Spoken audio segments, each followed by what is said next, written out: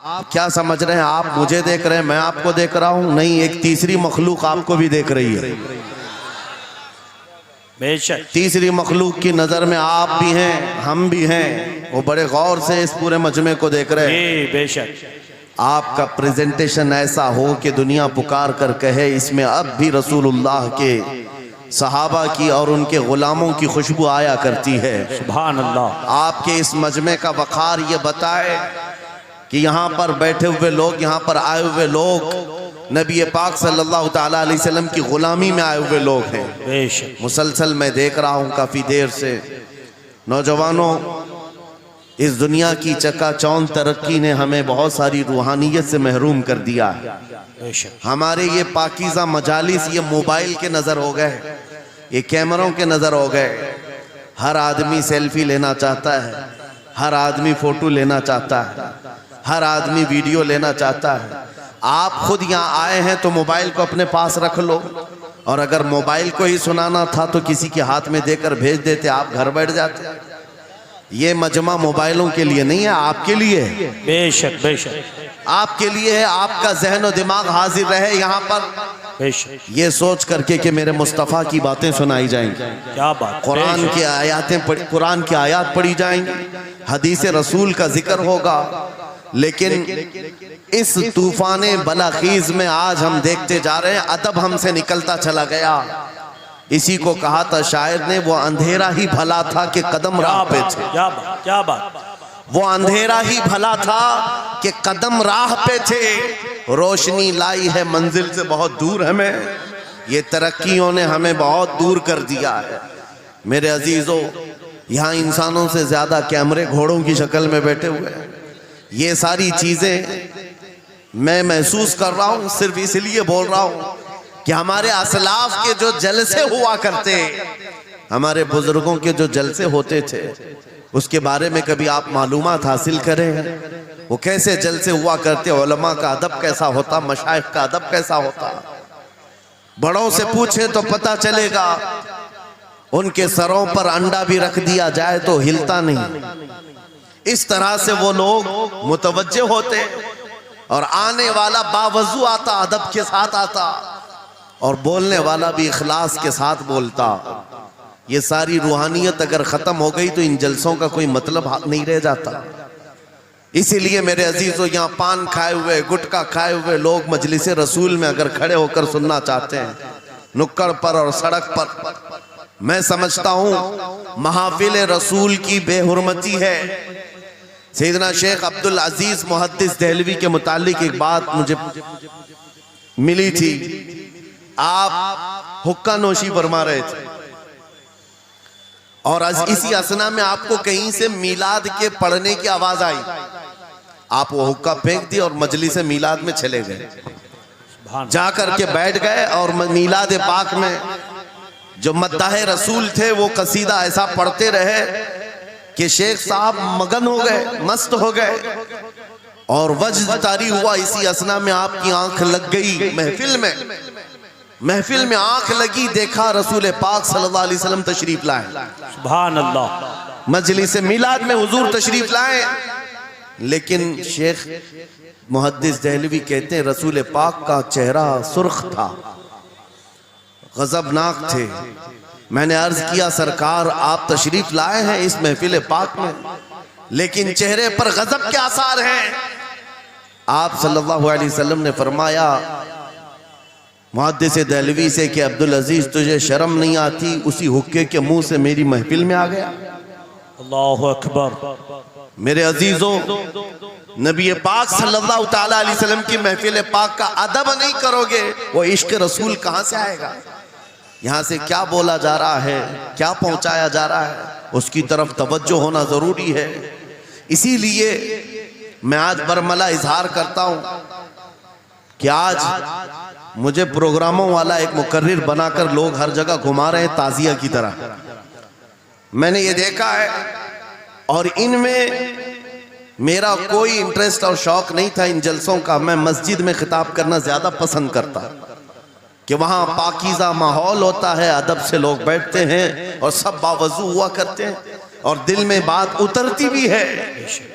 लेकिन अगर बाहर भी हम महफिल कर रहे हैं तो मेरे अजीजों जिम्मेदारी आपकी है कि इसको भी मस्जिद जैसा माहौल बना दें। बेशक बेशक। रूहानियत इतनी आ जाए कि हम इन दुनियावी लग़वियात से फारिग होकर खालिस मेरे आका की मोहब्बत में तशरीफ रखें। बेशक। बस ये चंद जुमले शुरू में मुझे अर्ज करने थे, इस्लाह के लिए मुझे खड़ा किया गया है। और इन जलसों के तौर तरीकों को बदले मेरे उस्ताद गिरामी फरमाया करते, 3 रुकन होते हैं जलसे के, 3 रुकन होते हैं जलसे के। एक बोलने वाला मुकर्रिर, दूसरे इंतजाम करने वाली इंतजामिया, तीसरे ऑडियंस सुनने वाली पब्लिक। जलसे के ये 3 रुकन हैं और तीनों में अगर कहीं से इखलास खत्म हुआ ये जलसे का कोई असर नहीं होगा। अल्लाहु अकबर। आने वाले लोग भी मुखलिस हों, बोलने वाला आदमी भी मुखलिस हो, जलसा सजाने वाली इंतजामिया कमेटी भी मुखलिस हो, खालिसतन अल्लाह और उसके रसूल की रजा के लिए कर रहे हो, उन जलसों का बहुत असर हुआ करता है, बहुत असर हुआ करता है। लेकिन तीनों में भी आज देखा जा रहा है मेरे अजीजों, जलसा करने वाले इसलिए करने लग गए कि कंपटीशन करना है। उन्होंने इतना बड़ा किया, हम उससे बड़ा करेंगे। उन्होंने इस मुकर्रिर को बुलाया था, हम इस मुकर्रिर को बुलाएंगे। उन्होंने इतना खर्चा किया था, हम इतना चंदा करेंगे। आने वाली पब्लिक भी एंटरटेनमेंट के लिए आने लग गई कि हम देखते हैं इनके यहाँ कितने नारे लगते हैं, उनके यहाँ कितने नारे लगते हैं। बोलने वाला भी यही सोचने लग गया कि इनके ऊपर कितनी धौंस जमा सकता हूं, इन लोगों को कितना मैं अपनी तरफ अट्रैक्ट कर सकता हूं। अल्लाह शाहिद है, मैं इस चीज के लिए आपके सामने नहीं आया हूं। पूरे मजमे में आप भी खामोश बैठे रहे, नाज़िम इजलास भी और जिनके हाथ में माइक है ये भी, आप दिल में सुभान अल्लाह कहें और दिल में ही नारा लगाएं। मेरी बात मुकम्मल होने तक तवज्जो से सुनते रहें। ये खामोशी अब ये बता रही है कि ये चौक पर नहीं गुंबद खजरा की छांव में हो रही है। सुभान अल्लाह, सुभान अल्लाह। वरना होगा ये कि रास्ते पर शोर शराबा और सड़कों को जाम किया जाना लोगों की नजर में ये ऐब मालूम होता है। लेकिन इसी माहौल को हम बदल करके भी जा सकते हैं। ये हमारा शिवा है पूरी दुनिया में कि सिर्फ और सिर्फ रसूल पाक की गुलाम कौम ऐसी है जो 1 मिनट में पूरा सन्नाटा तारी कर सकती है। किसी ने एक साहब से पूछा था, वेल ट्रेन्ड फौज जो होती है, चाहे वो अमेरिका की हो कि रशिया की हो कि जापान की हो, चाइना की हो, उनसे पूछा गया कि अगर 10,000 फौज को सफों में खड़ा करना हो और उनको रेडी करना हो तो आपको कितना टाइम लगेगा। किसी के बारे में कहा कि अमेरिकी फौज के लिए हमें 4 घंटे लग जाएंगे, हम तरतीब दे देंगे। रशियन फौज के लिए 3 घंटे लग जाएंगे, चाइनीज और एक्टिव हैं, 2 घंटे में अपनी सफे तरतीब कर लेंगे। उस मुसलमान दानिश्वर ने कहा, अल्लाह का करोड़ों एहसान है, 1 लाख से ज्यादा का मजमा होता है हरम काबा में भी और हरम रसूल में भी। इमाम सिर्फ 1 मिनट में कहता है सफे दुरुस्त कर लो, किसी को डंडा मारने की जरूरत नहीं, सबकी सफे खुद दुरुस्त होती है। क्या बात, बेशक बेशक बेशक। ये कौम है जो अपनी सफे खुद दुरुस्त करती है। बेशक बेशक। मस्जिदों में, जुमा में, ईदगाह में जाकर कोई लकड़ी लेकर नहीं फिरता कि अपनी अपनी सफे दुरुस्त कर लो। हर एक को इतना शऊर है कि अपनी सफे कैसे दुरुस्त की जाती है। जब आपको अल्लाह ताला ने ये नेमत अता की है, मस्जिदों में सफे दुरुस्त कर सकते हैं 1 मिनट के अंदर, ईदगाह में 1 मिनट में हमारी सब दुरुस्त हो सकती है।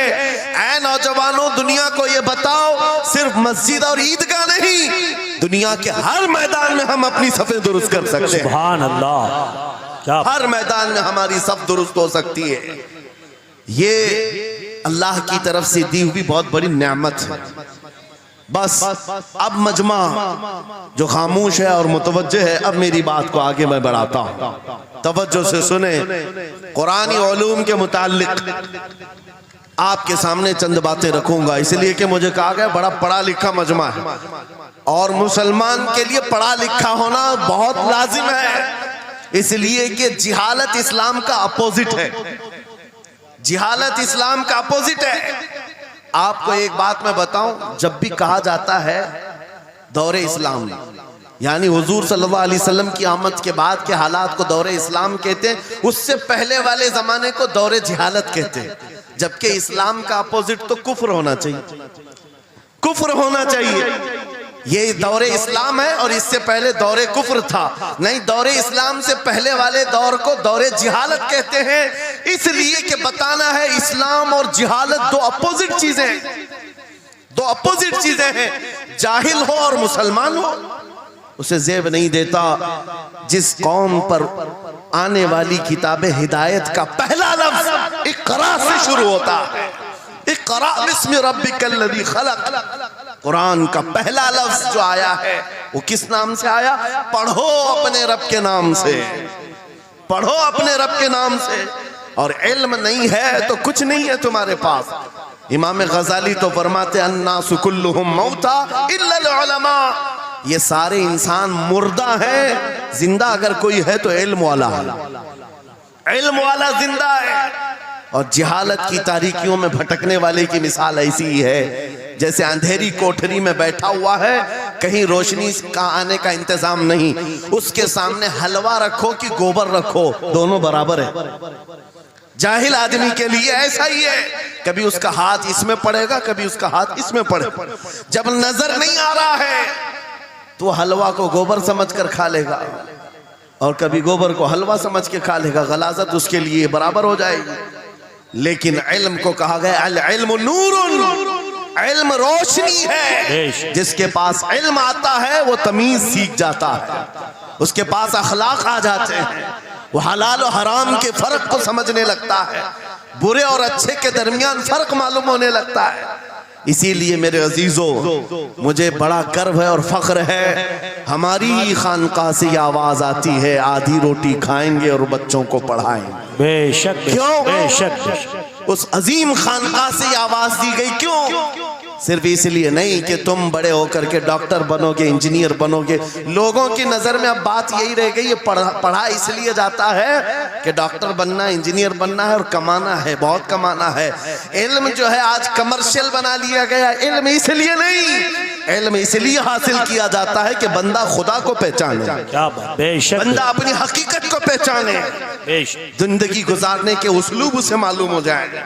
इल्म इसलिए सिखाया जाता है। बहुत सारे लोग सिर्फ नौकरी के लिए समझते हैं कि इल्म हासिल करना चाहिए, नौकरी के लिए नहीं, अपने अखलाक को बुलंद करने के लिए इल्म आना बहुत जरूरी है। मेरे अजीजों, कुरान अज़ीम वो हिदायत की किताब तुम्हारे पास आई, इस कौम के लिए अलमिया नहीं है तो और क्या है, जो किताब उलूम का ज़ख़ीरा है। आज दुनिया उस किताब पर रिसर्च कर करके नए इल्म और फनून हासिल कर रही है। उस किताब को तो हम मुर्दों पर पढ़ने के लिए रखे हैं। वो कुरान अज़ीम जो हिदायत की किताब और सारे उलूम का सर चश्मा है, उस किताब को कहां पढ़ते हैं? मैयतों पर। किसी का इंतकाल हो गया तो तीजे में पढ़ेंगे, चहलुम में पढ़ेंगे, नवे में, 20वें में पढ़ेंगे। वो ईसाले सवाब के लिए सिर्फ रखा गया। और उससे थोड़ा आगे बढ़ गए तो कसम खाने के लिए कुरान। आओ चलो हम कसम खाते कुरान पे हाथ रख करके, कुरान पे हाथ रख के। मियाँ क्या कुरान कसम खाने की किताब है? कुरान की वो आयत मैंने सबसे पहले पढ़ी, अल्लाह फरमाता ज़ालिकल किताबु ला रैब फीही, ये वो किताब है जिसमें शक की गुंजाइश नहीं, और ये हिदायत है परहेजगारों के लिए। और कुरान में 3 जगह ये लफ्ज आया है, हुदल लिन्नास, हुदल लिलमुमिनीन, हुदल लिलमुत्तकीन। ये सारे इंसानों के लिए भी हिदायत है, ये सारे ईमान वालों के लिए भी हिदायत है और परहेजगारों के लिए भी हिदायत है। सब हिदायत अलग अलग अंदाज से हासिल करते हैं। बारिश एक ही है बरसने वाली, जमीनें अलग अलग हैं। बहुत नरम जमीन हो तो वो जमीन बारिश से फायदा ज्यादा उठाती है, और थोड़ी सी ओबड़ खाबड़ जमीन हो तो वहां से फायदा कम आता है। बारिश एक ही है, कुरान बारिश हिदायत है। जिसके दिल की जमीन जितनी नरम होगी उतना वो उससे हिदायत उठाएगा। सुभान अल्लाह, बेशक, वाह, उतना उससे फायदा उठाएगा। और आज हालात ये हैं, ऐ नौजवानों अपने दिल पर हाथ रख करके बताओ, कुरान कितने लोगों ने पढ़ा है? कुरान कितने लोगों ने पढ़ा? मैं हाथ नहीं उठवाता, किसी भी बात पर हाथ मत उठाया करो। ना ही झूठे हाथ उठाना है, ना सच्चे हाथ उठाना है, ना ही किसी और को शर्मिंदा करना है। अपने दिल पे हाथ रख करके बताओ कुरान कितनी मर्तबा पढ़ लिया। क्योंकि कुरान पाक बहुत सारे लोग ये समझते हैं मदरसे में बचपन में एक बार पढ़ लिया तो उसका हदिया हो गया, खत्म हो गया है, अब इसके बाद फिर हमारी मैयत पे ही पढ़ा जाएगा।